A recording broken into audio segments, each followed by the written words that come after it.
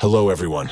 Today we are going to talk about a fantasy action film called Damsel from 2024. Enjoy your viewing. A team of knights led by the king decides to destroy the dragon in its lair. The king gives the order to attack, but the knights have no chance to resist the dragon's fiery breath. The remaining knights try to defend the king, but none of them survive. Several centuries later, in a distant country, Floria and Elodie are collecting firewood. They are the daughters of a local lord. Due to a severe cold snap, their people suffer from hunger and disease. One day, a nun comes to their palace and says that Elodie is suitable for her right, but Lord Beaufort must give his consent in a letter. The letter says that the queen has chosen Elodie to marry the prince. Beaufort wants what is best for his daughter, but this marriage will also help to fill their country with food.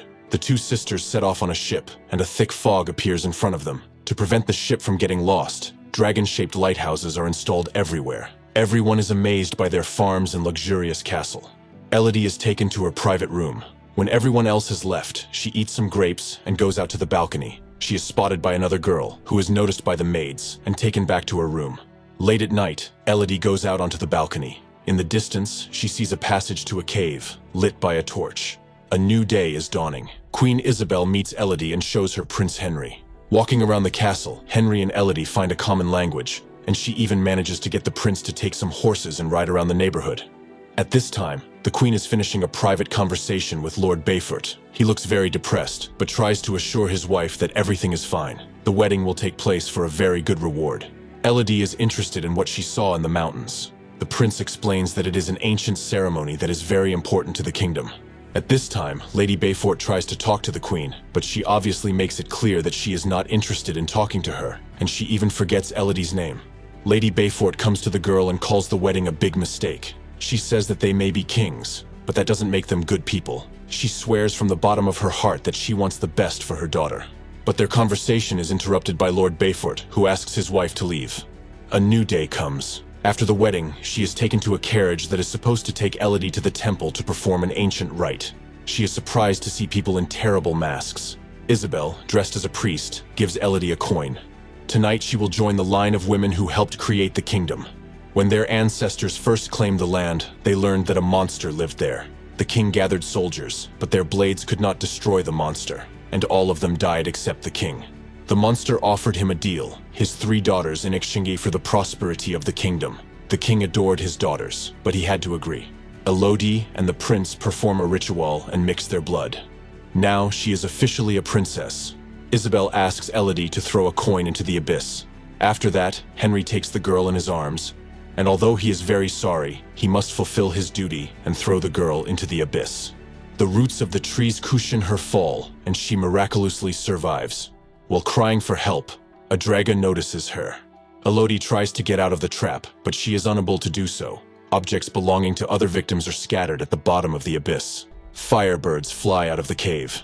Elodie notices the dragon's big paw and tries to run away, but the dragon quickly finds his victim and asks her name. He explains that people have to pay tribute. The girl is distinguished by the smell of royalty. Elodie suddenly realizes why they mixed the blood. The dragon begins to exhale flames, and Elodie hides in a remote part of the cave, where the body of the girl she saw from her balcony lies. During her escape, Elodie injures her leg. She makes a small lamp out of the gift and goes to the dark part of the dungeon, but suddenly falls down, and her lamp goes out. With a lot of effort, she comes out into a bright cave. After a little rest, she jumps over the chasm, and her dress gets caught on the stones. Light slugs crawl along the walls of the cave, and Elodie makes a lamp out of them. Suddenly, a dragon breaks through the ceiling, and Elodie successfully hides. She finds the messages left by the other girls. It turns out that the slugs are magical, and they can easily heal all wounds. With the help of the map, Elodie finds the path that should lead her to salvation. There is only one big problem. The exit is covered with sharp crystals. There is a crown on the ground, and Elodie uses it to get to the surface. Unfortunately, it turns out that the exit is a cliff. However, the castle is very clearly visible from here. Time passes, and she notices people on horseback. The girl tries to call for help, but her cries are interrupted by a dragon who is about to destroy the girl. Suddenly, someone starts calling Elodie's name, and the dragon flies away. It turns out that her father has hired a guide and is going to save his daughter. Elodie finds the dragon's eggs, which were destroyed by the first king. This is why the dragon demands 3 sacrifices every year. The dragon attacks Beaufort's team and kills 2 soldiers. The dragon asks Bayfort to call his daughter, otherwise he will take his life. He tells him that the girl is still alive and hiding somewhere here.